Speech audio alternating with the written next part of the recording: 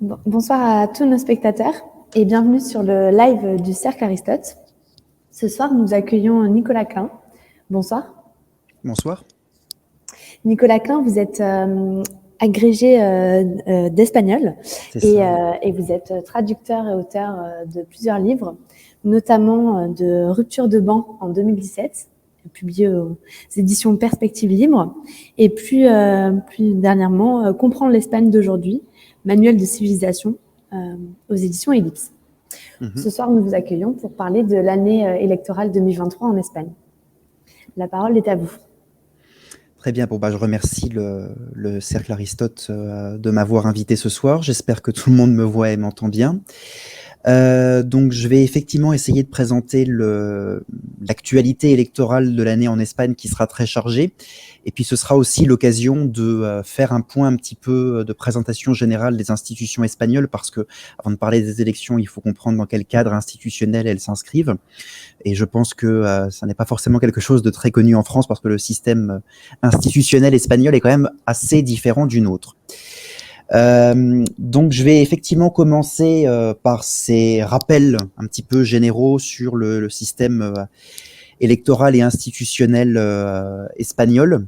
Donc en fait, le système institutionnel espagnol est un système parlementaire, hein, c'est une monarchie parlementaire. Je pense que jusque-là, normalement, je ne dois pas apprendre trop de choses à ceux qui nous écoutent, mais je le rappelle quand même. Et en fait, c'est un système institutionnel parlementaire que j'appellerais enchâssé, parce qu'en fait, il fonctionne, on va dire, grosso modo, à deux niveaux généraux. Le premier niveau, c'est le niveau national, avec une constitution, la constitution de 78, dont on voit la première page, facsimilé de la première page à l'écran. Donc la constitution de 1978, approuvée par référendum, qui fixe le cadre national, le cadre de la démocratie nationale en Espagne. Et puis vous avez aussi, et c'est sur la diapositive suivante, un parlement national, un parlement bicaméral, ce qu'on appelle les Cortes Generales, ou les Cortes tout simplement, c'est un nom d'origine médiévale. Là, ce qu'on voit à l'écran, c'est la chambre basse, le congrès des députés. Puis il y a également une chambre haute que je n'ai pas mise ici, qui est le Sénat. Donc le congrès des députés correspond peu ou prou à notre Assemblée nationale, et le Sénat, c'est comme le Sénat en France. Je ne rentre pas dans trop de détails parce que pour le moment, c'est pas le plus utile. On reparlera un petit peu des élections ensuite, donc je présente ça de façon générale. Et donc, pour résumer, ce sont les députés plus que les sénateurs qui font effectivement l'essentiel de la politique nationale en Espagne. Donc, cette constitution nationale, ce parlement national bicaméral, les Cortes Generales, avec donc les deux chambres, Congrès des députés et Sénat, et puis enchâssé dans ce système, et on le voit dès la diapositive suivante, vous avez le système des communautés autonomes. Alors, les communautés autonomes, c'est plus ou moins, et pour le dire très rapidement, et je vais nuancer au fil de la conférence, c'est plus ou moins l'équivalent des régions administratives françaises. Je dis bien plus ou moins, hein, j'insiste d'ores et déjà sur la nuance, mais j'y reviendrai. Chacune des communautés autonomes espagnoles, en fait, est régie par ce qu'on appelle un statut d'autonomie. Alors ici, vous avez un morceau du statut d'autonomie de l'Andalousie, qui est une des 17 communautés autonomes espagnoles. Donc vous avez un morceau de ce statut qui date, dont la révision date de 2007. Un statut d'autonomie, qu'est-ce que c'est? J'aime bien le présenter comme une forme de constitution, de mini-constitution pour chacune des communautés autonomes, pour chacune des régions espagnoles, en fait. Les statuts d'autonomie, ce sont des textes légaux approuvés par référendum dans les régions concernées, ensuite validés par le Parlement national. Ce sont des textes légaux qui, bien sûr, doivent être conformes à la Constitution nationale espagnole. La Cour constitutionnelle espagnole est très vigilante à ce sujet. Et donc, ces statuts d'autonomie vont régler, en fait, les institutions et le fonctionnement des différentes communautés autonomes, donc vont fixer leurs institutions, leur parlement, leur gouvernement, leurs frontières, leurs attributions. En fait, chacune des communautés autonomes va reproduire à son échelle ce qui existe en Espagne, plus ou moins en simplifiant. Donc un statut d'autonomie qui ressemblerait, pour le dire très rapidement, à une sorte de mini-constitution régionale. Chacune des 17 communautés autonomes donc, a un statut d'autonomie. Et puis ensuite, vous avez aussi un parlement, alors cette fois-ci monocaméral, mais un parlement dans chacune des communautés autonomes, avec un gouvernement disjoint. Alors ça, c'est une des premières différences avec la France, c'est que pour la plupart des régions françaises, la plupart en tout cas en métropole, il y a un gouvernement, mais ce gouvernement ne se sépare pas institutionnellement du Parlement régional, de l'Assemblée régionale, alors qu'en Espagne, ce sont bien deux choses différentes. Donc, on voit ça sur la diapositive suivante, le système des parlements régionaux. Si on peut juste passer la diapositive. Voilà, merci, je suis désolé. Donc, vous avez des parlements monocaméraux régionaux. Alors là, ce que vous voyez à l'écran, c'est le palais de l'Aljafería, qui est le parlement régional de l'Aragon. L'Aragon, c'est une région qui est dans le nord de l'Espagne, au pied des Pyrénées, à l'ouest de la Catalogne. C'est d'ailleurs une des deux régions qui ont constitué historiquement l'Espagne avec la Castille, mais enfin, on n'est pas là pour faire un cours d'histoire. Donc, vous avez ce système-là. Et donc, aussi bien au niveau national que régional, les élections parlementaires pour les parlements régionaux et pour le Parlement national ont lieu tous les 4 ans. Au moins en théorie, évidemment, ça c'est en l'absence de dissolution anticipée, ce qui est arrivé régulièrement en Espagne au cours des dernières années, notamment au niveau national, mais aussi au niveau régional. Vous avez donc des élections tous les 4 ans. Les Espagnols sont appelés aux urnes pour renouveler leur parlement national et leur parlement régionaux tous les 4 ans, mais pas en même temps. Ce serait trop facile, hein. L'auteur portugais José Saramago, qui a passé une bonne partie de sa vie en Espagne et qui est décédé aux Canaries, disait que l'Espagne, c'était le pays du mal de tête et que tout ce qui devait être simple était compliqué en Espagne. Donc là, c'est une première complexité, c'est que les élections régionales n'ont pas lieu en même temps que les élections nationales et qu'en plus, les élections régionales n'ont pas lieu en même temps dans toutes les régions. Donc ça en rajoute dans la complexité.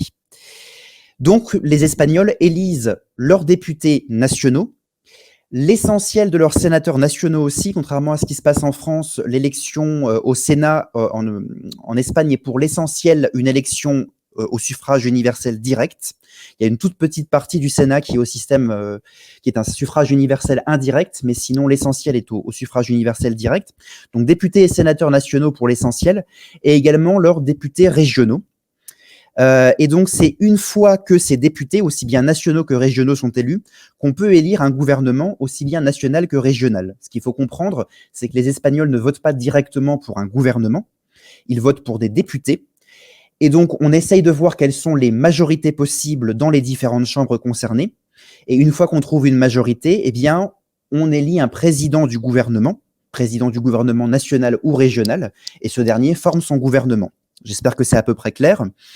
C'est un système qu'on retrouve dans d'autres régimes parlementaires, hein. L'Espagne n'est évidemment pas un cas spécifique en la matière, si ce n'est que ces régions ont un poids très important. On va en reparler. Donc justement, on passe à la diapositive suivante, c'est parfait. L'Espagne se présente sur le plan territorial et institutionnel de façon un petit peu spéciale. C'est un État qui n'est ni centralisé, un petit peu comme ce qui existe en France, même si c'est de moins en moins le cas, ni fédéral, comme pourrait l'être l'Allemagne, l'Autriche, les États-Unis, le Brésil, l'Argentine, que sais-je. C'est un système un petit peu à mi-chemin entre les deux, un peu comparable à ce que le Royaume-Uni a fait avec la dévolution vis-à-vis de l'Irlande du Nord, de l'Écosse et du Pays de Galles. C'est un État unitaire, décentralisé. Unitaire, décentralisé parce qu'en fait, les régions, les communautés autonomes, comme je le disais, vont avoir un poids financier, politique, institutionnel très important. Donc, c'est un système qui est assez original. Et donc, les différentes régions, les 17 communautés autonomes espagnoles que vous voyez s'afficher à l'écran ici, vont avoir de très larges compétences dans de nombreux domaines. Par exemple, des compétences dans le domaine de la santé. C'est sur la diapositive suivante. La santé est une compétence totalement décentralisée en Espagne. Il n'y a pas de système de santé national au sens strict en Espagne. Il y a bien un ministère de la santé, mais les systèmes de santé sont gérés de façon exclusive par les exécutifs régionaux, les exécutifs des communautés autonomes. Là, vous avez à l'écran, bon, ce n'est pas un bâtiment de toute beauté, mais enfin, c'est un hôpital privé de Madrid qui est la Fondation Jiménez Díaz, qui est un des hôpitaux les plus cotés du pays. Et donc, en fait, chaque communauté autonome gère son propre système de santé, par exemple. C'est elle qui le finance, c'est elle qui va définir ses besoins en nombre de médecins, d'infirmiers, les équipements, par exemple, dont elle a besoin, qui va construire des hôpitaux. Il existe donc des inégalités entre régions en Espagne, par exemple dans le système de santé, j'en parle, mais aussi dans le système éducatif et dans d'autres domaines, y compris sur le plan fiscal, par exemple. Vous avez des impôts et des taxes au niveau national en Espagne, mais vous avez aussi des impôts et des taxes au niveau régional. Et chaque région peut mener dans une certaine limite, chaque communauté autonome peut mener dans une certaine limite sa propre politique fiscale, ce qui peut amener là aussi à des distorsions de concurrence importantes. Mais c'est le jeu, hein, c'est le principe du système institutionnel espagnol. Donc des compétences qui sont très larges en matière de fiscalité, de santé, d'éducation, et aussi les budgets qui vont avec. On peut passer à cette diapositive-là. Alors là, vous avez, je sais que ça fera sourire, vous avez une diapositive. Alors à droite, vous avez Valérie Pécresse, la présidente de la région Île-de-France, que vous aurez sans doute reconnue. Et à sa gauche, vous avez une personnalité que là, vous ne connaîtrez sans doute pas, qui est Isabel Díaz Ayuso, qui est la présidente de la Communauté de Madrid. La Communauté de Madrid, en fait, c'est la communauté autonome autour de la capitale espagnole, qui est un peu l'équivalent donc de l'Île-de-France pour Paris. Et donc, je mettais cette photo-là parce que, pas simplement pour le plaisir de voir Valérie Pécresse et Isabel Díaz Ayuso, mais parce que je vais faire un comparatif sur le budget. Je disais, les communautés autonomes espagnoles ont un budget considérable et en fait bien plus large que le budget des régions françaises. Sur la diapositive suivante, c'est ce que je vous indique en fait. La Communauté de Madrid, en 2022, elle accueille à peu près 6,7 millions d'habitants et son budget pour 2023, en fait, qui est le budget 2022 reconduit parce qu'elle n'a pas pu voter un budget pour 2023, c'est 25,7 milliards d'euros prévisionnels. L'Île-de-France, en 2022, c'est 12,2 millions d'habitants approximativement. Donc, pour le dire très rapidement, on est à peu près du simple au double en faveur de l'Île-de-France en nombre d'habitants. Et le budget prévisionnel pour 2023 de l'Île-de-France, c'est 5 milliards d'euros. Donc, vous voyez, on a une Île-de-France à peu près 2 fois plus peuplée, mais la Communauté de Madrid a un budget bien plus considérable, notamment parce qu'il y a des systèmes de transfert financier depuis l'État central et parce que les régions, dont la Communauté de Madrid en Espagne, les communautés autonomes, prélèvent elles-mêmes une partie de l'impôt et des taxes en fonction des compétences fiscales qui leur sont dévolues. Donc, les enjeux des élections régionales en Espagne sont infiniment plus importants, ne serait-ce que sur le plan économique et financier. Ces enjeux sont infiniment plus importants en Espagne qu'en France. En France, les élections régionales, même si on a une décentralisation, on va dire, on oublie assez vite le nom du président de région. En Espagne, il y a peu de chances qu'on oublie le nom du président de sa communauté autonome. Et en fait, on connaît même le nom et la tendance politique du président d'autres communautés autonomes. Pas de toutes, il y en a évidemment plus ou moins importantes, mais en tout cas d'un certain nombre. Donc, les communautés autonomes ont un aspect tout à fait crucial parce que ce sont des tremplins pour l'accès au pouvoir des différents partis. Il est évident qu'un parti qui enregistre de bons résultats aux élections régionales en Espagne a des chances, c'est pas automatique, mais a des chances d'enregistrer de bons résultats aux élections nationales. Également parce que ce sont des moyens, les communautés autonomes, d'accès au financement, au budget. Donc ça, c'est pas négligeable, hein, c'est le nerf de la guerre. Ce sont de véritables plaques tournantes, en fait, de la reconquête et du maintien du pouvoir. Et si ces élections régionales sont placées peu de temps, quelques semaines ou quelques mois avant les élections nationales, elles ont tendance à donner le là pour les élections nationales. En fait, on voit se dessiner des tendances aux élections régionales. Alors, on va commencer à voir sur la diapositive suivante. Vous avez quelques cas particuliers avec des communautés autonomes qui ont un poids plus important que d'autres, bien évidemment. Hein, toutes ne sont pas égales dans l'économie, dans la superficie, dans la population. Vous avez par exemple le cas, là c'est le cas donc de la Communauté de Madrid, vous avez de nouveau Isabel Díaz Ayuso.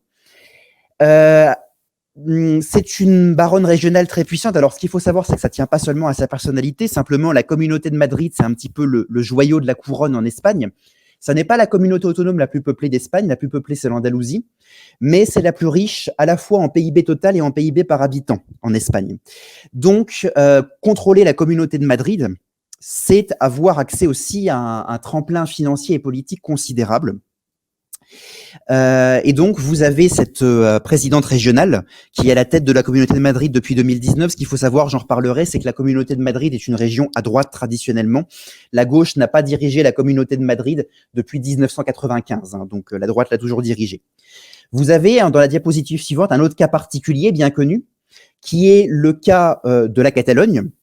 La Catalogne, qui est la deuxième région la plus peuplée et la deuxième région la plus riche en PIB total en Espagne, la quatrième seulement en PIB par habitant, qui a été agitée ces dernières années en particulier par des tensions séparatistes. Et donc, vous avez son président régional depuis 2020, Pere Aragonès, qui est président pour la gauche républicaine de Catalogne. Évidemment, le poids politique de la Catalogne est important aussi en Espagne. Ça, c'est bien évident. Donc, de la même façon que la Communauté de Madrid a une influence dans la politique nationale, la Catalogne l'a aussi. Sur la diapositive suivante, vous avez encore un autre cas particulier qui est celui du Pays basque. Le Pays basque, tout comme la Navarre, ce sont deux communautés autonomes espagnoles, deux régions qui ont un régime fiscal particulier, différent de celui des autres régions qu'on appelle le système foral. Je ne rentre pas dans les détails, peut-être que si ça vous intéresse dans les questions, on en reparlera. Mais en tout cas, le président du Pays basque a lui aussi un poids, un impact sur la politique nationale espagnole.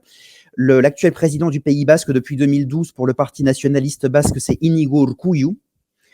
Et donc, pareil, le Pays basque a un impact sur la politique nationale espagnole et donc le pouvoir national espagnol est souvent forcé aussi de dialoguer avec le Pays basque et puis les régions que j'ai déjà citées, hein, la Catalogne, la Communauté de Madrid. Je vais citer encore un cas intéressant qui est celui d'une région moins connue, qui est la Castille-La Manche. Alors, la Castille-La Manche est une des régions issues de la Castille, celle qui est située au sud de Madrid, qui correspond plus ou moins à ce qu'on appelait jadis la Nouvelle Castille. Alors, la Castille-La Manche n'est pas une région spécialement riche ni très peuplée, même si elle est très vaste. Ça doit être la troisième région la plus vaste du pays, si ma mémoire est bonne. Pourquoi est-ce que j'en parle? Parce que c'est une région qui, pour le coup, est traditionnellement ancrée à gauche, dirigée par le Parti socialiste ouvrier espagnol, donc le principal parti de gauche national en Espagne, qui serait un peu l'équivalent de notre Parti socialiste, mais en meilleure forme sur le plan électoral. Vous avez donc cet homme qui le dirige depuis 2015, qui est Emiliano García Paje. Les barons socialistes, même dans des régions assez peu peuplées et assez peu riches, souvent font entendre leur voix au niveau national. Et peuvent même être belligérants vis-à-vis du pouvoir central, y compris quand ce pouvoir central est à gauche et dirigé par le Parti socialiste ouvrier espagnol. Donc à partir de là, même dans une région finalement peu peuplée, on peut avoir des baronnies importantes. Donc il ne faut pas négliger forcément les régions moins peuplées. Je fais une petite liste dans la diapositive suivante de quelques-uns des cas régionaux particuliers. Donc, je vous disais, hein, la Communauté de Madrid qui est le joyau de la couronne.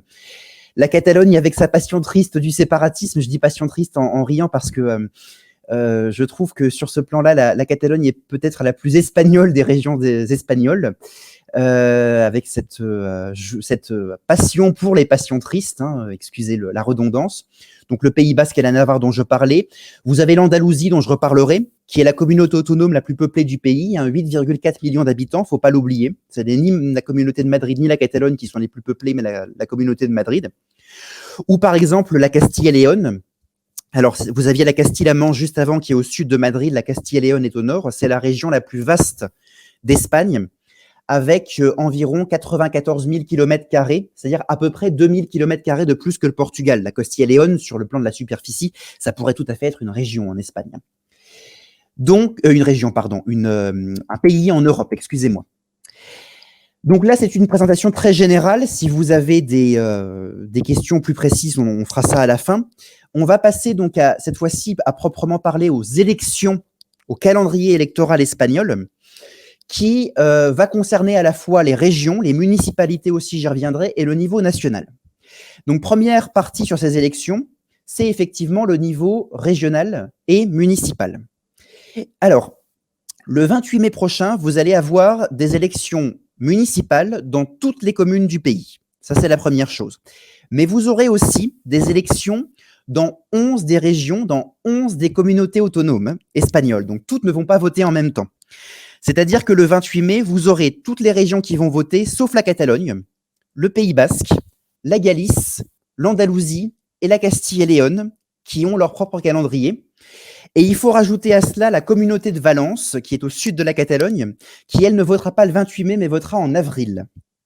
Je dis ça avec un grand sourire parce que voilà, il faut être passionné par la politique espagnole pour y comprendre quelque chose parfois. Donc, 28 mai, 11 des 17 régions, des 17 communautés autonomes espagnoles voteront. Et en avril, la communauté de Valence votera. Il faudra y ajouter aussi, vous les voyez avec des petits carrés au sud de la carte, les villes autonomes espagnoles qui se trouvent dans le nord du Maroc, qui sont les villes autonomes de Ceuta à l'ouest et de Melilla à l'est, qui voteront également. Ces villes autonomes, elles existent depuis 1995 en Espagne. Elles ont un statut un petit peu intermédiaire entre celui d'une simple municipalité et celui d'une région. Et vous aurez donc également des votes dans toutes les municipalités du pays, comme je le disais, ce qui va inclure évidemment des très grandes villes, par exemple Madrid, Barcelone, Valence, Séville, Saragosse, etc. Il ne faut pas négliger les élections municipales en Espagne, même si on en parle parfois un petit peu moins, parce que les grandes tendances aux élections municipales espagnoles peuvent aussi définir les tendances au niveau national, et qu'en plus, les élections municipales, de façon indirecte, je ne rentre pas dans les détails, mais de façon indirecte, peuvent aussi conditionner la répartition d'un certain nombre de financements à une échelle locale. Donc, vous allez avoir effectivement ces différentes élections qui vont se dérouler entre avril pour la communauté de Valence et 28 mai, et le 28 mai pour des régions, la plupart des régions, la plupart des communautés autonomes, 11 sur 17, ainsi que pour toutes les municipalités du pays. Ces dernières années, on a eu d'autres élections régionales en Espagne. Je vous expliquais qu'il y a un certain nombre de régions qui ne voteront pas pour leur échelon, pour leur parlement régional ce 28 mai. Et donc, depuis 2020, on a eu un certain nombre d'élections régionales qui sont intéressantes à observer parce qu'en fait, depuis 2020, la gauche n'a remporté aucune des régions qui étaient en jeu en Espagne.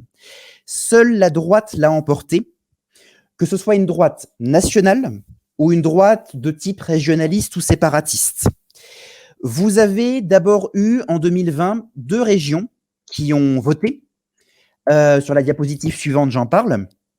En 2020, vous avez eu donc le Pays Basque et la Galice. Pays Basque et Galice qui sont deux régions du nord-ouest de l'Espagne, la Galice qui est juste au nord du Portugal et le Pays Basque à la frontière française. Au Pays Basque, le parti nationaliste basque d'Inigo Urkullu, dont je parlais plus haut, a remporté la victoire avec une majorité relative et il a reconduit son alliance avec les socialistes. Et en Galice, le Parti populaire, donc le principal parti de droite espagnole, celui qui est aujourd'hui le principal parti d'opposition au gouvernement national, en Galice, le Parti populaire l'a emporté avec une majorité absolue. C'est sa 4e majorité absolue de suite dans la région. Donc ça, c'est les élections de 2020. Donc deux partis de droite qui l'ont emporté, même si un gouverne avec les socialistes. En 2021, vous avez la Catalogne et la Communauté de Madrid qui ont voté.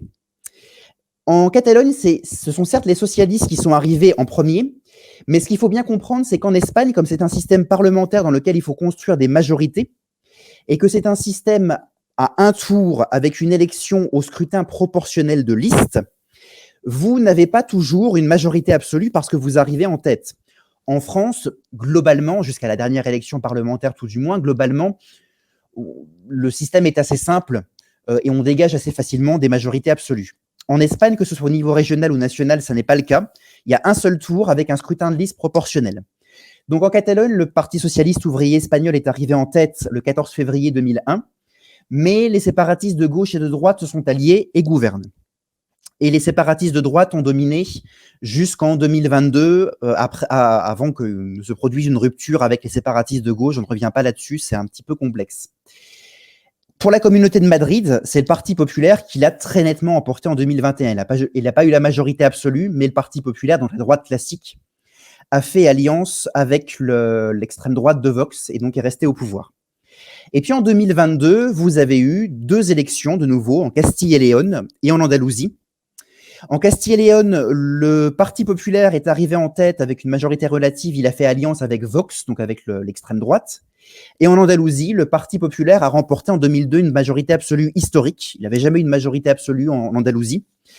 C'était traditionnellement une région de gauche. Et donc, vous avez de nouveau une victoire de la droite. Donc en fait, la gauche n'a gagné n'a remporté aucune des régions depuis 2020, aucune des régions, en fait, depuis l'entrée en fonction du deuxième gouvernement de Pedro Sánchez, le socialiste. Depuis que Pedro Sánchez est devenu président du gouvernement national en Espagne, la gauche n'a emporté aucune des régions en jeu. On verra si c'est le cas cette année, mais en tout cas, c'est une très mauvaise série qui va très certainement indiquer des tendances, on va dire, dans les élections à venir. À partir de là, se détachent donc des barons régionaux. J'ai déjà parlé de certains d'entre eux. On peut passer à la diapositive suivante.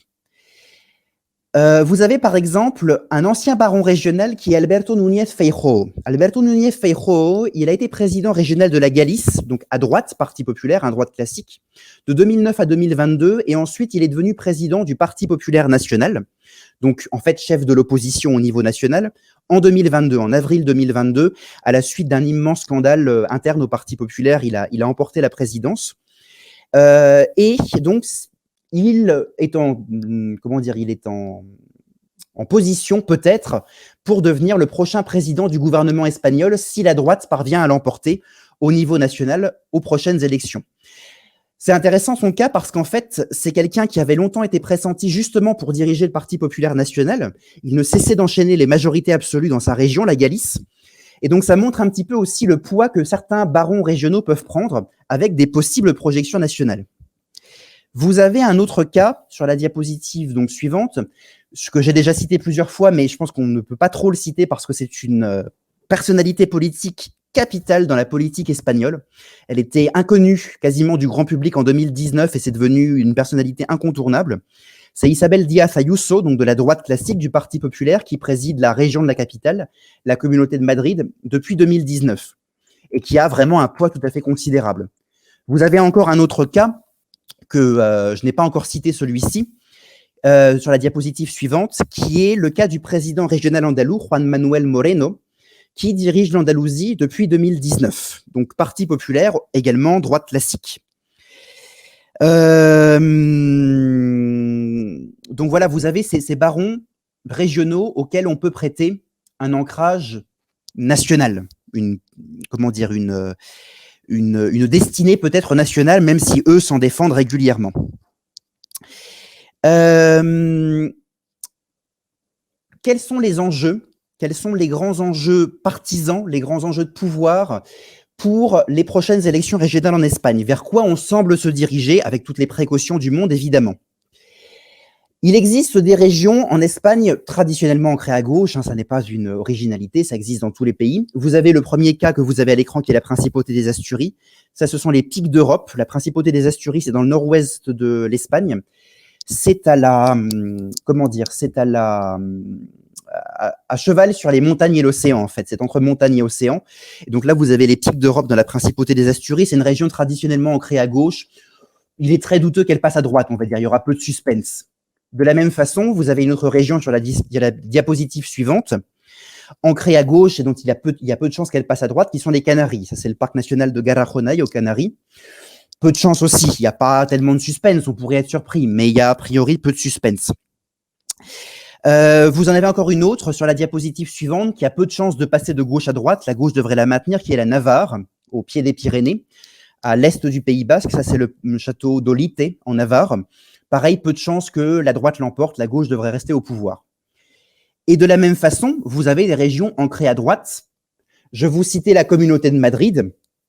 Là, c'est le Palais Royal de Madrid vu depuis les jardins du Campo del Moro. La Communauté de Madrid, donc, qui est traditionnellement à droite depuis 1995, et on imagine mal la région passer à gauche aux prochaines élections. On peut toujours avoir des surprises, mais on l'imagine globalement assez mal. Vous avez une autre région aussi ancrée à droite et qui a peu de chances de passer à gauche, qui est la région de Murcie. La région de Murcie, ça se trouve au sud-est de l'Espagne, entre la région de Valence et l'Andalousie. Ça, c'est la cathédrale de Murcie, sur la place du cardinal Belluga. Pareil, toutes les chances de rester à droite. Donc, vous avez vraiment des régions où le suspense va être très réduit et où, en fait, il sera peu significatif de voir le parti au pouvoir l'emporter. Alors, c'est peu significatif en termes de nouvelles tendances pour les élections nationales. On ne pourra pas forcément dire que ça influence les élections nationales, que ça donne le là pour la suite. En revanche, vous en avez d'autres qu'il faudra scruter de très près pour le comprendre. Vous en avez une première qui est l'Aragon, dont je parlais tout à l'heure. L'Aragon, donc, qui est au pied des Pyrénées, qui s'étend du pied des Pyrénées au centre du pays, à l'ouest de la Catalogne. Ça, c'est l'une des deux cathédrales de Saragosse, la capitale de l'Aragon, puisqu'il y en a deux à Saragosse, quasiment l'une à côté de l'autre. C'est la cathédrale, la basilique cathédrale du Pilar, au bord de l'Èbre. L'Aragon, c'est un cas intéressant. C'est un cas intéressant, une région qui passe de gauche à droite. C'est une région qui très souvent est scrutée par les spécialistes des élections et des sondages en Espagne parce qu'elle joue un petit peu le même rôle en Espagne que peut jouer l'Ohio aux États-Unis. En fait, le parti qui arrive en tête en Aragon, en règle générale, aux élections nationales et même aux élections régionales, arrive en tête pour l'ensemble des régions. Il y a cette espèce de correspondance comme ça. Donc, on aime bien un peu scruter l'Aragon pour voir ce qui va se passer. Aujourd'hui, c'est la gauche qui dirige l'Aragon dans une majorité très composite, mais il y a une forte poussée de la droite sur place, donc on verra ce que ça va donner. Vous avez une autre région qui peut être intéressante à scruter, qui est une petite région, qui est la région la moins peuplée d'Espagne, qui est la Rioja, qui se trouve dans les terres, en fait. La Rioja, c'est la région où est née la langue espagnole. C'est la région où est apparu le premier document en langue espagnole au Moyen-Âge. Donc la Rioja, qui était une région traditionnellement à droite, qui a été conquise par la gauche en 2019. On verra si la gauche s'y maintient. Vous avez encore une autre région intéressante à scruter, dont je parlais tout à l'heure, qui est la Castille-La Manche, donc au sud de Madrid, dans le centre du pays. Ça, c'est une photo du parc national des Tablas de Daimiel. C'est un très beau parc national humide, mais très menacé par la sécheresse. Castille-La Manche, traditionnellement dominée par la gauche, mais avec des sondages pas inintéressants pour la droite. Donc, on verra ce qui s'y passe. Mais malgré tout, la région que tout le monde va regarder, celle qui ne votera pas le 28 mai, mais en avril, comme je vous le disais, sur la diapositive suivante, celle qui, à mon avis, va être assez décisive dans la perception qu'on aura des scrutins régionaux en Espagne, ce sera la communauté de Valence. La communauté de Valence, c'est la 4e région la plus peuplée du pays. Elle accueille la ville de Valence, qui est la 3e ville la plus peuplée du pays. Et c'est une région qui change aussi de majorité au fil des grands cycles électoraux. Depuis 2015, c'est une région à gauche, mais la gauche l'a emporté en 2015 et en 2019 vraiment de façon très juste, très serrée. Et on va voir ce qui va se passer parce que véritablement, aussi bien pour la région que pour la ville de Valence, la droite est en mesure de l'emporter, même si ça n'est pas certain. Et là, vraiment, ça va donner des grandes tendances. Ça sera vraiment très intéressant à regarder. Je pense que ce sera probablement, dans les régions incertaines, la communauté autonome la plus scrutée par les commentateurs de la vie politique espagnole, dont je fais partie. Alors, juste pour terminer, avant de passer à l'échelon national, juste pour terminer sur les régions, ce qu'il faut comprendre, c'est que, je vous le disais, on a des baronnies régionales avec une influence considérable au niveau national. Et on a donc également des tensions entre l'échelon national, entre le gouvernement national et les baronnies régionales dont je vous parlais, les communautés autonomes. Et ces tensions, elles peuvent exister même quand le parti qui dirige l'Espagne au niveau national est le même que celui qui dirige la communauté autonome en question. Tout à l'heure, je parlais de la Castille-La Manche qui est traditionnellement à gauche. Le président régional de Castille-La Manche est socialiste, tout comme Pedro Sánchez qui est socialiste, qui est le président du gouvernement national. Et pour autant, ça n'empêche pas le président régional de Castille-La Manche de ruer dans les brancards quand il estime que la politique menée au niveau national par les socialistes n'est pas la bonne. Ça ne veut pas dire qu'il va rompre avec le gouvernement national, mais en tout cas, il va se manifester. Donc ça, c'est important. On verra aussi au niveau des villes à scruter. Il y aura un certain nombre, je vous le disais, de municipalités importantes qui seront scrutées. Madrid, même s'il y a peu de suspense, la droite devrait l'emporter. On verra Barcelone. Barcelone, c'est une municipalité qui, depuis 2015, est dirigée par la gauche radicale. C'est la plus grosse municipalité d'Espagne dirigée par la gauche radicale, par une femme qui s'appelle Ada Colau. On verra si elle se maintient au pouvoir pour un 3e mandat. On aura Valence, dont je vous le disais, peut-être basculement vers la droite. Peut-être Séville, aussi la capitale de l'Andalousie, traditionnellement à gauche, mais peut-être que la droite arrivera à la reprendre. On verra en tout cas. Donc ça, c'était pour vous expliquer un petit peu les principaux enjeux sur les élections régionales et municipales d'avril-mai prochain. Maintenant, on va passer à l'échelon national. L'échelon national qui va voter à la fin de l'année 2023. Alors, je vous dis fin de l'année 2023, on n'a pas encore de date précise parce que comment dire, je cherche le mot. Le décret de convocation des élections n'est pas encore publié. mais ce sera probablement en novembre ou décembre 2023. Le gouvernement actuel va aller jusqu'au bout de ce que lui permet la législature de 4 ans, puisque les dernières élections nationales avaient eu lieu en novembre 2019. Et ces élections générales, ces élections nationales, ce qu'on appelle des élections générales en Espagne pour le Parlement national, là vous avez l'entrée avec le grand fronton du Congrès des députés, qui est la chambre basse du Parlement espagnol à Madrid. Les élections générales espagnoles, en fait, elles s'inscrivent dans un contexte qui est de ce que j'appelle un bibloquisme. On va voir ce que j'entends par là, hein, par bibloquisme. Je vais essayer de vous expliquer un petit peu. Alors, on va voir un petit peu à quoi ressemble le Congrès des députés actuel, la chambre basse du Parlement actuel. Il y a 350 sièges au Congrès des députés, la chambre basse du Parlement espagnol, celle qui fait vraiment la politique par rapport au Sénat. Vous n'avez que 349 députés parce qu'il y a un siège qui est vacant à cause d'une condamnation en justice d'un député de gauche radicale. Mais en tout cas, vous avez 350 sièges. Et là, vous avez une répartition des principales, enfin des tendances des partis politiques sur les 350 sièges du Parlement national. Et vous pouvez déjà voir que c'est un grand bazar, parce qu'en fait, chacune des couleurs représente un parti. Et encore, vous avez la couleur noire, qui représente un ensemble de partis qui sont des non-inscrits parce qu'ils ne sont pas assez nombreux à chaque parti. Chaque parti n'a pas assez de députés pour former un groupe à lui tout seul. En fait, vous avez à peu près une vingtaine de partis représentés au niveau national à la Chambre basse en Espagne. C'est très compliqué. C'est extrêmement compliqué. Et donc, c'est très compliqué d'avoir des majorités. En Espagne, aujourd'hui, aucun parti n'a la majorité absolue à lui tout seul. Je vous disais, il y a 350 sièges, donc la majorité absolue, c'est 176 députés. Aucun parti ne les a à lui tout seul. Aujourd'hui, c'est une coalition gouvernementale qui dirige le pays, une coalition entre les socialistes, le Parti socialiste ouvrier espagnol, et la gauche radicale de Podemos, parti dont vous avez déjà dû entendre parler, qui représente, enfin, qui ressemble plus ou moins à la France insoumise en France, si vous voulez, plus ou moins, pour trouver des parallèles parfois un peu raccourcis. Donc c'est une coalition entre ces deux partis. Et encore, ces deux partis, à eux deux, ne sont même pas majoritaires au Parlement. Ils sont obligés, pour chacun de leurs textes de loi, et notamment pour le budget national, de trouver des alliés ponctuellement parmi les autres formations politiques, principalement des formations de gauche, y compris des formations de gauche séparatistes. Les séparatistes de gauche catalans et les séparatistes de gauche basques soutiennent ponctuellement le gouvernement national espagnol en échange de concessions pour leur région. Vous voyez un petit peu toute la perversité du système. Depuis très longtemps, en réalité, hein, c'est pas seulement le Parlement actuel, depuis très longtemps, les formations régionalistes, dont certaines sont devenues séparatistes avec le temps, ces formations régionalistes conditionnent puissamment la politique nationale. Dès lors qu'un grand parti national n'a pas la majorité à lui tout seul, eh bien, très souvent, quasi systématiquement, il est obligé de compter sur des régionalistes, voire des séparatistes aujourd'hui. C'est un cas de figure à la fois intéressant à observer et très handicapant pour la politique espagnole, parce que ça veut dire qu'en réalité, à de très nombreuses reprises, le gouvernement national espagnol est presque l'otage d'intérêts régionaux particuliers qui s'exercent au détriment d'autres régions, voire au détriment de l'intérêt national. Donc ça, c'est la complexité de la chose. C'est la complexité de la chose.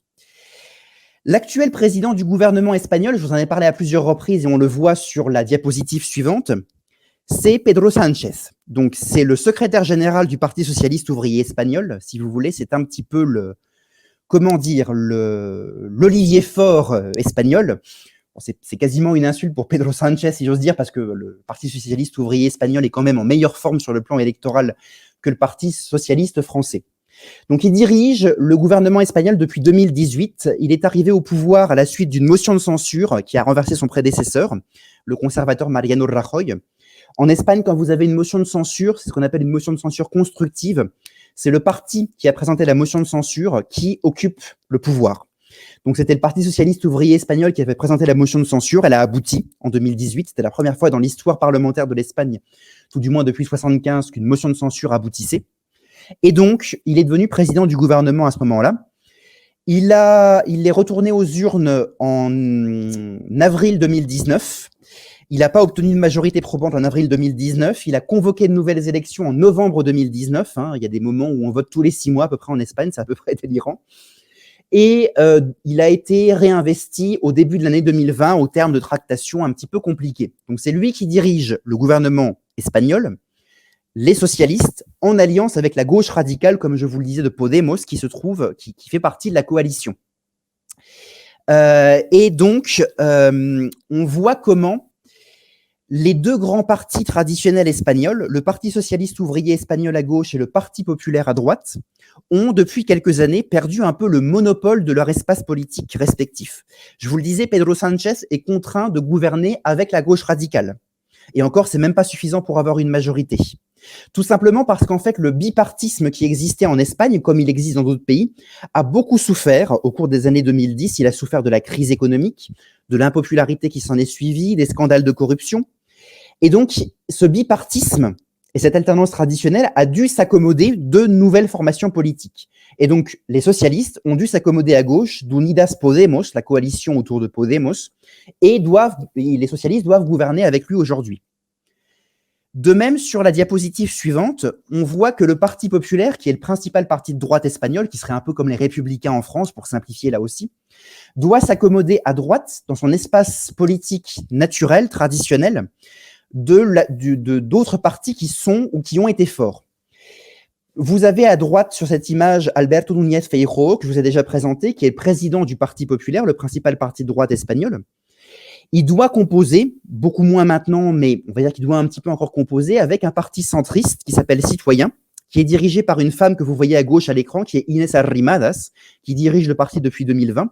C'est un parti centriste libéral, Citoyen, c'est un peu comparable à Renaissance, anciennement La République en marche en France, mais simplement Citoyen est beaucoup moins fort au Parlement. Donc, la droite doit s'accommoder de l'existence de ce parti-là, le Parti populaire doit s'accommoder de l'existence de ce parti-là à droite. Et de la même façon, le Parti populaire, c'est sur la diapositive suivante, doit s'accommoder de l'existence d'un parti de droite radicale ou d'extrême droite, qui est Vox, dont vous avez sans doute entendu parler, avec son président sur la droite de l'image, qui est Santiago Abascal, depuis 2014. Depuis 2018-2019, eh bien, Vox existe aussi au niveau régional, puis national en Espagne.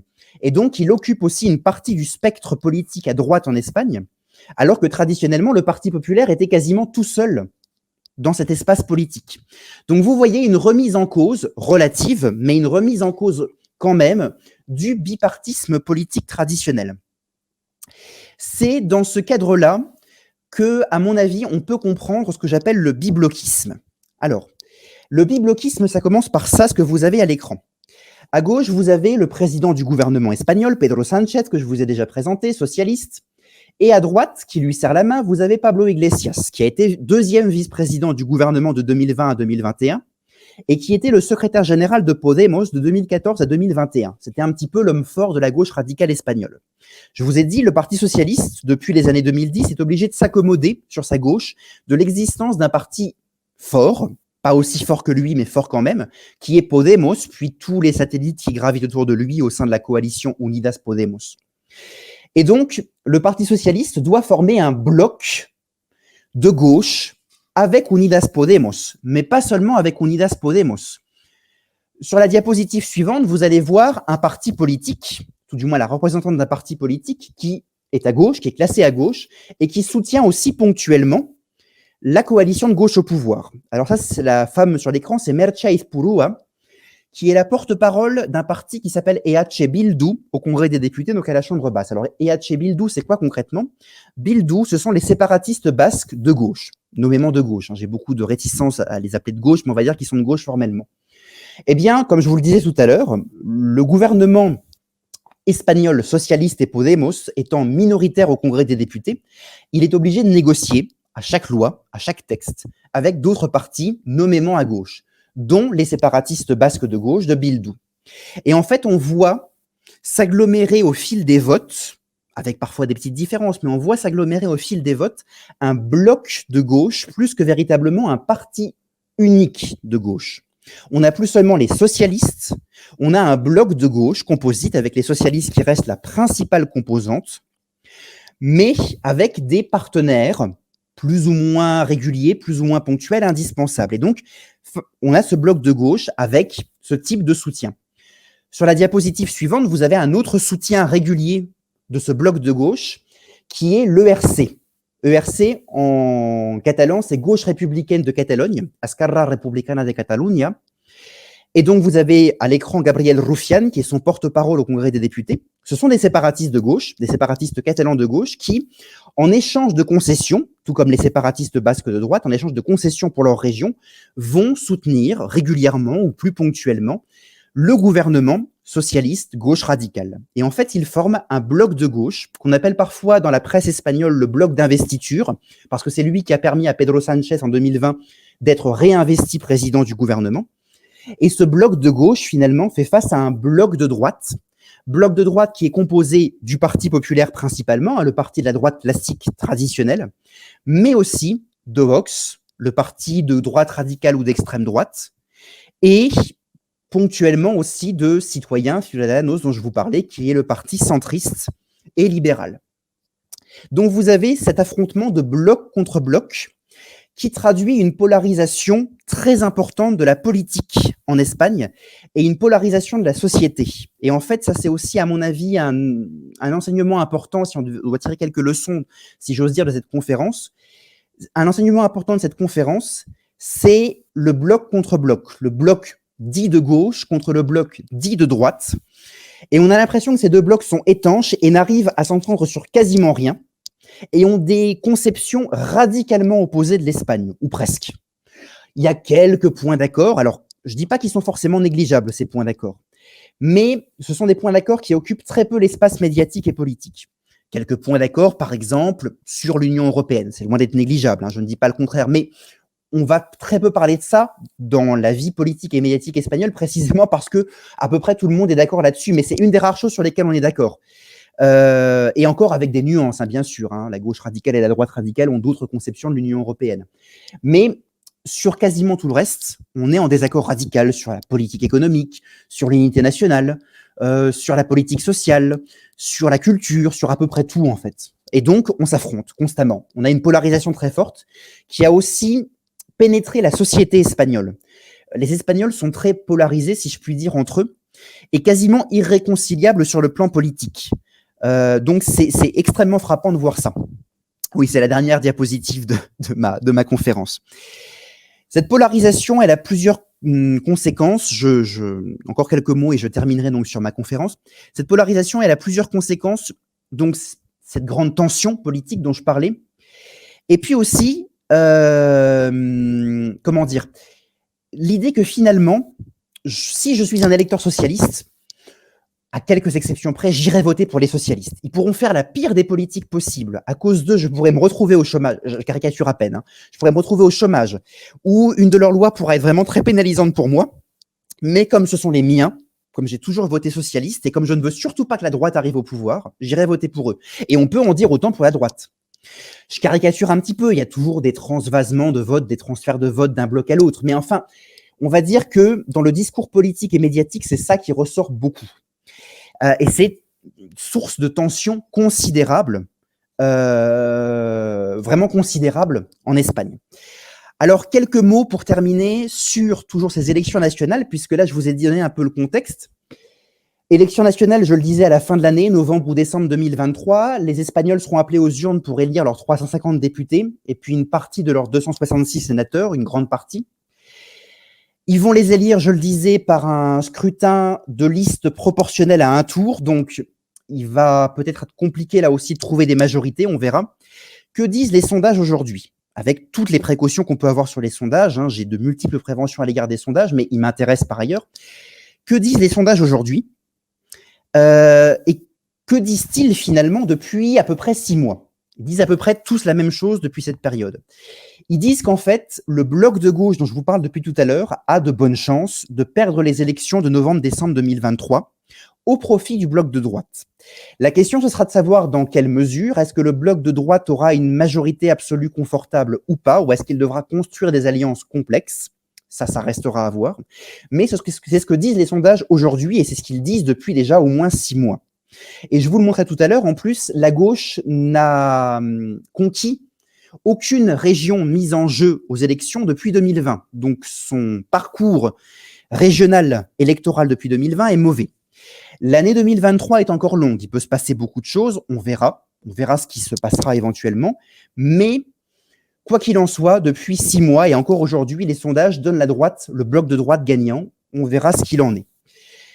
Donc voilà, je vais m'en tenir là, je pense que c'est déjà très dense, je pense que vous aurez aussi des questions probablement sur ces sujets ou sur d'autres, et donc je rends la parole pour le temps de questions. Merci Nicolas pour cet exposé très clair. On a pas mal de questions en effet. Donc d'abord, Sando, les volontés séparatistes de la Catalogne sont sérieuses ou n'était-ce qu'un délire de l'Union européenne? Non, elles sont sérieuses. Elles sont sérieuses. Alors, ce qu'il faut comprendre, c'est que la Catalogne est une région, une communauté autonome et donc une société très divisée sur la question de l'indépendance. On a eu trop tendance dans les médias français, et pas seulement français d'ailleurs, à présenter la volonté de séparation du reste de l'Espagne comme quelque chose de très largement majoritaire en Catalogne. C'est très loin d'être le cas. En fait, les séparatistes catalans au niveau régional n'ont jamais obtenu la majorité du corps électoral.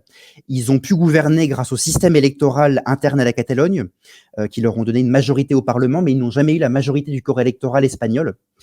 Et donc, c'est une société très divisée, mais avec une partie de la Catalogne qui, elle, veut très sérieusement l'indépendance, et l'autre partie face à elle qui n'en veut absolument pas. Et là, c'est comme au niveau national espagnol, en fait, ces gens sont a priori irréconciliables. Il va être quasi impossible de convaincre un séparatiste que ce qu'il pense est faux, et inversement, il va être quasi impossible de convaincre un anti-séparatiste, qu'on appelle parfois unioniste, même si le terme est impropre, de le convaincre que ce qu'il pense est faux et que finalement le séparatisme c'est bien. En fait, c'est très très divisé, c'est très tendu. J'aurais même tendance à dire que c'est encore plus tendu que l'échelon national espagnol, parce que là, les gens ont l'impression vraiment qu'ils jouent quasiment leur vie sur les élections. Donc c'est du sérieux, hein, c'est compliqué, hein. L'histoire de la Catalogne est complexe, tout comme l'histoire de l'Espagne. La Catalogne a en réalité toujours fait partie de l'ensemble espagnol, hein. Je sais bien que les séparatistes vont vous expliquer de mille et une façons qu'en fait la Catalogne est un État indépendant depuis les pharaons quasiment, mais elle a toujours fait partie de l'ensemble espagnol, mais avec des particularités évidentes, ce qui en soi n'est pas un problème.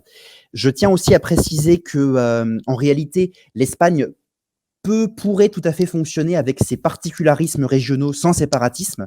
L'un n'entraîne pas nécessairement l'autre, mais c'est du sérieux. C'est du sérieux, les volontés de séparatisme, en tout cas pour une partie de la société catalane, pas pour l'autre. Un peu dans le même style, Maxime Dupont vous demande quels partis politiques espagnols peuvent être considérés comme souverainistes. Alors, dans les grands partis politiques espagnols, vous n'avez pas de parti politique souverainiste au sens où on l'entend en France. Vous avez parfois l'étiquette de soberanismo, souverainiste, ou soberanista, souverainiste, qui est appliquée aux partis séparatistes catalans, mais parce qu'ils sont, entre guillemets, souverainistes, ils sont pour une Catalogne indépendante. Mais ce n'est pas ce que nous, en France, on appellerait souverainiste. Vous n'avez pas de parti souverainiste important au niveau national. Vous avez des regroupements, vous avez des petits partis, mais vous n'avez pas de grands partis, même régional, à l'échelle régionale, qui soient souverainistes en Espagne. Il n'y en a pas. On a des questions de Quentin et de Baptiste qui sont sur une possible réforme des institutions, soit pour équilibrer ce rapport entre gouvernement central et région, ou une réforme radicale pour les législatives en Espagne, ou une fédéralisation sur le modèle de Matteo Renzi. Alors, c'est effectivement un débat qui existe en fait depuis grosso modo une vingtaine d'années en Espagne, la réforme de la constitution espagnole de 78 et notamment la réforme du modèle institutionnel et territorial. Le problème, c'est que même si quasiment tout le monde en Espagne est d'accord pour dire qu'il faut changer les choses, qu'il faut les réformer, personne n'est d'accord sur le contenu de la réforme. Or, par définition, pour faire une réforme qui puisse passer sur le plan constitutionnel, il faut des majorités, et même des majorités très larges en fait. La réforme de la constitution espagnole est complexe dans le sens où vous avez tout un processus qui demande des majorités très larges au Parlement national et des validations par référendum. Et donc en fait, aucun parti ne peut vraiment, comme on dirait en espagnol, abrir el melón, ouvrir le melon littéralement, c'est-à-dire entrer dans le dur de la réforme, parce qu'en réalité, il n'y a pas d'accord majoritaire sur une réforme. Certains voudraient effectivement aller vers une fédéralisation, ce qui, à mon avis, ne changerait pas grand-chose à l'état actuel des choses, parce que certes, sur le plan juridique, l'Espagne n'est pas une fédération, mais elle fonctionne à peu de choses près, comme une fédération dans les faits, ou bien aller vers plus de recentralisation. Vous avez ces positions, et puis ensuite, vous avez tout l'éventail des positions possibles entre les deux. Et donc, vous avez des propositions dans tous les sens, mais simplement, il n'y a pas de majorité là-dessus. Donc, pour le moment, je pense que c'est très compliqué de faire une réforme de la Constitution espagnole. Beaucoup le voudraient, mais personne n'est vraiment d'accord, entre guillemets, sur le sens à donner à cette réforme. Merci. Sur la monarchie, on a des questions aussi. Donc Raphaël qui nous précise qu'il est catalan. Est-il possible d'envisager une disparition de la monarchie espagnole dans les prochaines années? Enfin, oui, tout est possible dans l'absolu. Je ne suis pas Madame Soleil, hein, j'ai pas de boule de cristal. En fait, c'est un peu un serpent de mer, notamment dans la presse française, dans les médias français, d'expliquer que la monarchie espagnole va disparaître demain. Ça, je l'entends à peu près depuis 2011-2012. Ça fait beaucoup de demain au cours desquels la monarchie espagnole n'a pas disparu. C'est possible, c'est évidemment possible. Il y a deux façons qui pourraient entraîner, enfin deux voies qui pourraient entraîner la disparition de la monarchie espagnole. Soit vous avez une réforme de la constitution espagnole qui promulgue, en fait, qui change la forme de l'État et qui fait entrer l'Espagne dans une république. Soit vous avez une révolution populaire, et dans ce cas-là, on se fiche complètement des procédures constitutionnelles, et puis on va chasser le roi avec ses fourches et ses torches, je caricature. Très sincèrement, je ne vois pour le moment, je dis pas que ça n'arrivera pas, hein, je ne connais pas l'avenir, mais je ne vois pour le moment aucune des deux propositions arriver. Une réforme constitutionnelle, comme je vous le disais, il faudrait de très larges majorités qui n'existent pas. Et les grands partis politiques espagnols ne sont pas républicains. Le Parti socialiste n'est pas pour dans la pratique, dans la théorie si, mais dans la pratique n'est pas pour la mise en place d'une république en Espagne. La droite ne l'est pas. Le seul parti un peu important qui en Espagne est républicain, c'est Unidas Podemos, mais qui, à lui tout seul, pèse relativement peu. Ou la révolte populaire, mais en réalité, si révolte populaire il y a en Espagne, je ne suis pas sûr que ce soit le roi qui doive le plus s'inquiéter, peut-être plus le gouvernement que le roi. Donc très sincèrement, je ne vois pas la monarchie espagnole disparaître demain. Alors ça se trouve, le futur me donnera tort, hein, j'en sais rien. Mais en termes de probabilité, voilà, ça me paraît relativement peu probable. Je crois d'ailleurs que l'actuel roi d'Espagne, Philippe VI, qui est monté sur le trône en 2014, a renforcé sa popularité auprès d'un certain nombre d'Espagnols. Pas tous, évidemment, hein, mais d'un certain nombre d'Espagnols. Il a renforcé la popularité de la monarchie, notamment parce que il a pris à cœur son rôle constitutionnel, qui lui impose notamment de défendre l'unité nationale. Et au moment du référendum séparatiste illégal de 2017, 2 jours après ce référendum, le 3 octobre, il a prononcé un discours télévisé très très dur à l'encontre des dirigeants séparatistes, tout simplement parce qu'ils avaient violé la loi et la Constitution. Hein. Et ce discours, alors certes, a hérissé les poils des séparatistes, mais enfin de toute façon les séparatistes sont républicains parce que l'Espagne est une monarchie. Si l'Espagne est une république, j'ai tendance à dire que les séparatistes seraient des monarchistes absolus. Mais en revanche, ce discours a été salué par un grand nombre d'Espagnols, y compris en Catalogne, y compris par les anti-séparatistes. Donc, est-ce que la monarchie espagnole peut disparaître prochainement? Oui, tout peut toujours arriver, de même que prochainement la France pourrait être une monarchie, on n'en sait rien. Si vous me demandez en termes de probabilité mon avis, je pense que pour le moment c'est relativement peu probable. En tout cas, par les deux voies que j'ai citées, ça me paraît peu probable et je ne vois pas très bien quelle voie intermédiaire il y aurait, mais on verra. Peut-être que l'avenir me donnera tort. Finalement, comme Séphir-Assis le fait remarquer, même s'ils sont divisés, les Espagnols, en fait, on a l'impression que c'est un peu une illusion. Est-ce que face à l'international, ils le sont toujours autant? Ils sont quand même attachés à leur monarchie? Alors, l'attachement à la monarchie en Espagne, c'est quelque chose de complexe. Ma théorie, qui vaut ce qu'elle vaut, c'est que je pense que les Espagnols, je généralise évidemment, il y a toujours des nuances, mais je pense que les Espagnols sont plus royalistes que monarchistes. Vous allez me dire quelle est la différence. Je pense que l'institution monarchique en elle-même indiffère beaucoup d'Espagnols. Je crois que beaucoup d'Espagnols se disent, bon, bah, il y a une monarchie, de toute façon, ce n'est pas le roi qui fait la politique. Donc finalement, mettre un président à la place, un président honorifique comme ça existe au Portugal, en Italie, en Allemagne, qu'est-ce que ça changerait dans notre quotidien? Pas grand-chose. En plus, ça coûterait peut-être même plus cher que ne coûte la monarchie espagnole aujourd'hui, qui n'est pas extrêmement coûteuse finalement dans le budget de l'État.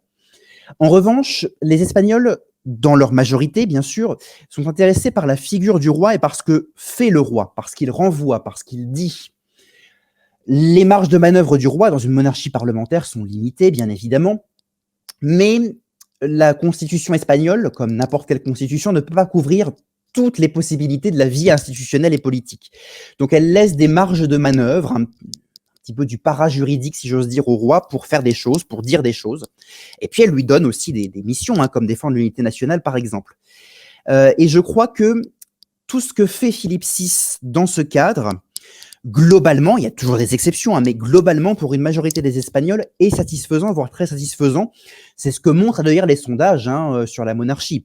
Les sondages pour la monarchie, concernant la monarchie, avaient connu une forte baisse à la fin du règne de Juan Carlos, mais ils sont vraiment remontés avec le règne de Philippe VI. Et je crois que la figure de Philippe VI en elle-même, pour une majorité d'Espagnols, est une figure valable, est une figure intéressante. J'aime pas beaucoup cet adjectif, ça fait un petit peu utilitariste, mais est une figure louable. L'institution monarchique, plus globalement, j'ai pas l'impression que ça passionne les Espagnols. Je pense que la plupart des Espagnols, en fait, si vous leur demandez un avis entre monarchie et république, ils sauront pas vous répondre du tac au tac. En revanche, ils pourront vous parler de Philippe VI. Merci. On a des questions un peu plus internationales. Je pourrais pas toutes les poser parce qu'on espère vous retrouver dans un peu moins d'un mois, peut-être. Donc, Ogmar, les relations de l'Espagne en Amérique du Sud ont-elles emploi? Alors, les relations de l'Espagne avec l'Amérique du Sud, j'ai pas compris. Oui, ont-elles emploi? Pardon. Oui. Alors, si vous voulez, l'Amérique latine, plus que l'Amérique du Sud, puisqu'en fait, les anciennes colonies espagnoles en Amérique, ça va jusqu'en Amérique du Nord avec le Mexique. L'Amérique latine est un partenaire diplomatique, économique, commercial privilégié de l'Espagne. Ça n'est pas une nouveauté, ça date pas d'hier. Logiquement, en raison des liens historiques, culturels, linguistiques. Ça n'empêche évidemment pas des tensions ponctuelles. On a des tensions parfois. Le président mexicain, par exemple, Andrés Manuel López Obrador, qui demande officiellement au roi d'Espagne de présenter des excuses pour la conquête de l'Amérique. Bon, je veux dire, le problème, c'est que le président mexicain lui-même est un descendant des conquistadors, donc il faudrait peut-être qu'il se demande pardon à lui-même, je ne sais pas. Enfin voilà, il peut y avoir des tensions ponctuelles, mais globalement, ce sont des relations importantes. Et l'Espagne se conçoit elle-même, et joue de fait en grande partie ce rôle, se conçoit comme le lien entre l'Amérique latine et l'Europe. L'Espagne, par exemple, est l'avocate d'un certain nombre de réformes au niveau européen qui pourraient favoriser les liens avec l'Amérique latine. L'Espagne est un grand partisan, par exemple l'État espagnol, à droite comme à gauche, ça n'a pas changé avec l'arrivée de Pedro Sánchez au pouvoir, c'est un grand partisan de la signature du traité de libre-échange entre l'Union européenne et le Mercosur. Et l'Espagne, c'est de toute façon, de fait, la porte d'entrée de l'Amérique latine en Europe sur le plan des transports. L'aéroport de Madrid, c'est le principal aéroport d'accès en Europe de l'Amérique latine. L'Espagne accueille la principale diaspora latino-américaine en Europe, notamment à Madrid. Donc, c'est effectivement un partenariat qui n'est pas exempt de tension, mais qui est un partenariat très important. Et l'Espagne, qu'elle soit appréciée ou détestée en Amérique latine, selon les gouvernements et les personnes, de toute façon, est souvent prise en compte, même si c'est pour la critiquer. Et j'ajouterai juste une chose, il y a quelque chose de très fascinant en Espagne, c'est que la politique intérieure des pays latino-américains est presque vécue dans les médias et par une bonne partie des citoyens espagnols comme de la politique intérieure espagnole. C'est-à-dire que beaucoup connaissent le nom des principaux dirigeants latino-américains, peut-être pas de tous, je suis pas sûr que si on demande aux Espagnols le nom du président guatémaltèque, ils le sachent, mais des principaux dirigeants latino-américains, ils s'intéressent aux élections latino-américaines, surtout si elles sont serrées, et on voit presque les médias s'emparer de toutes ces questions-là comme si c'était des questions de politique intérieure espagnole. C'est assez fascinant à voir. Ça n'a rien à voir avec la France, où en France, on ne parle jamais ou très très peu des élections au Mali, en Côte d'Ivoire, au Vietnam. Enfin, au Vietnam, c'est un régime à parti unique, mais en République centrafricaine, etc. Alors justement, en parlant de relations, enfin de connaissances d'autres pays, même si c'est pas un pays hispanophone, est-ce que vous avez une explication de la faible connaissance de l'Espagne par les Français? C'est une question de Séphira 6. C'est une excellente question. Merci de l'avoir posée. Là, je fais mon homme politique. Non, c'est vraiment une très bonne question. Et c'est une question que je me suis beaucoup posée, que je me pose toujours beaucoup, à laquelle je n'ai pas de réponse définitive. Un de mes centres d'intérêt, c'est l'image de l'Espagne à l'international. Et comme je suis français, en particulier, l'image de l'Espagne en France. Qu'est-ce qui explique la méconnaissance de l'Espagne en France ? J'ai pas de réponse définitive, j'ai simplement des pistes qui valent ce qu'elles valent et qui ne sont pas toujours très satisfaisantes. Je pense d'abord que depuis le XVIIIe siècle, la France a un tropisme nord-européen très marqué. Depuis les Lumières, en fait, on a une admiration pour le système anglais, et puis le système allemand, et puis ensuite le modèle scandinave. On a tendance à croire que la France, finalement, comment dire, est plus un pays du nord que du sud de l'Europe. Je dis ça très schématiquement aussi, il y a beaucoup de nuances à apporter, parce que pour moi, nord et sud, sur le plan culturel, enfin, comment dire, c'est très réducteur. Et donc, on a tendance à avoir un certain mépris vis-à-vis des pays du Sud, hein, les pays du Sud, l'Espagne, l'Italie. Je caricature un petit peu, hein, mais c'est un peu la France en plus petit et en moins réussi. Et je crois que ça nous pousse finalement à ne pas trop nous y intéresser. Je crois aussi que malheureusement, nos élites politiques, économiques, culturelles, médiatiques, même si ça évolue un petit peu, ne sont pas très tournés vers l'Espagne, alors que je le rappelle, ça c'est peu connu, mais l'Espagne, c'est le pays européen avec lequel la France a la plus longue frontière terrestre.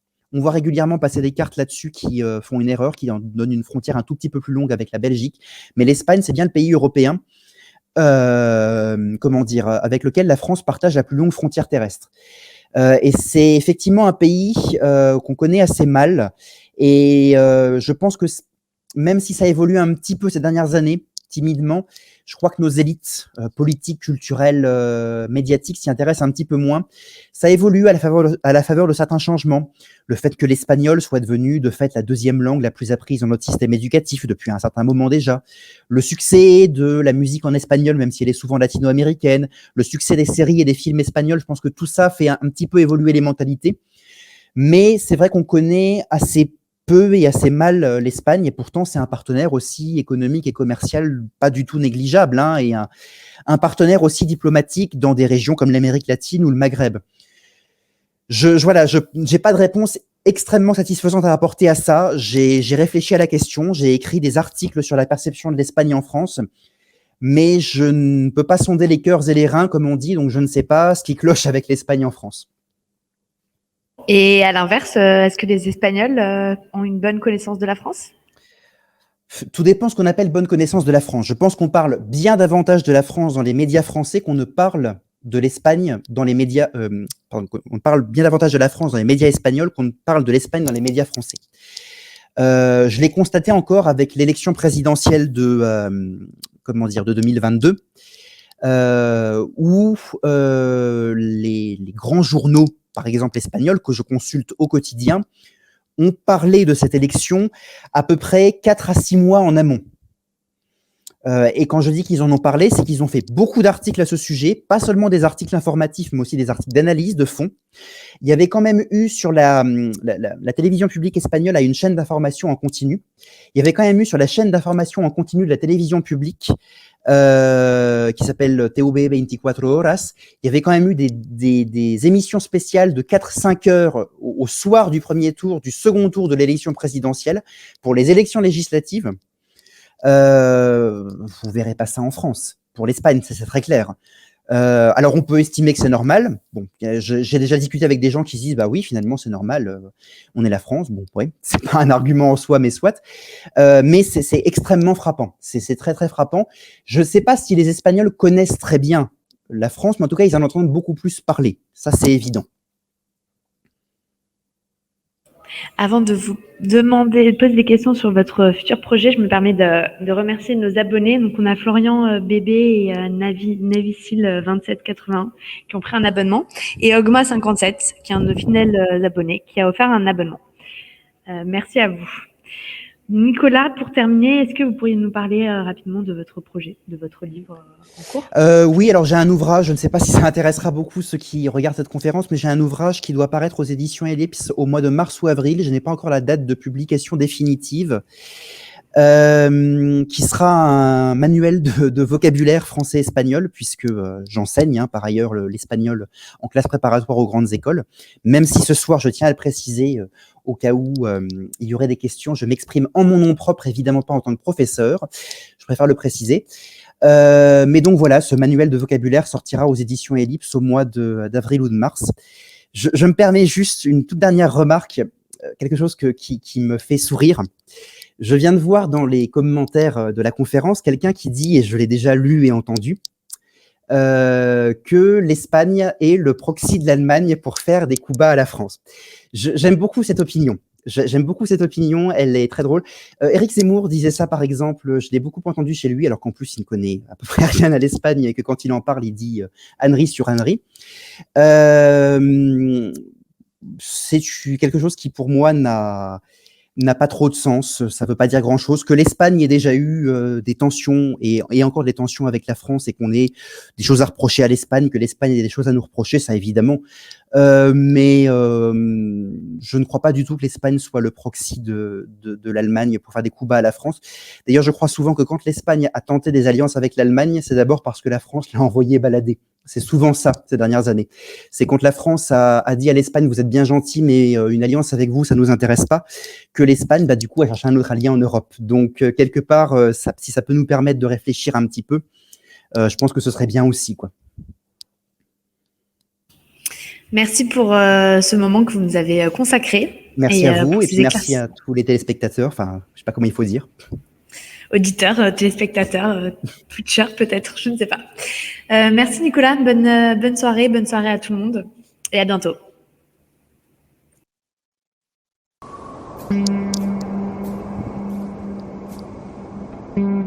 Chers camarades, si tu veux plus de contenu, de réinformation, d'éducation populaire et de formation intellectuelle, n'hésite pas à faire un don sur notre page Tipeee.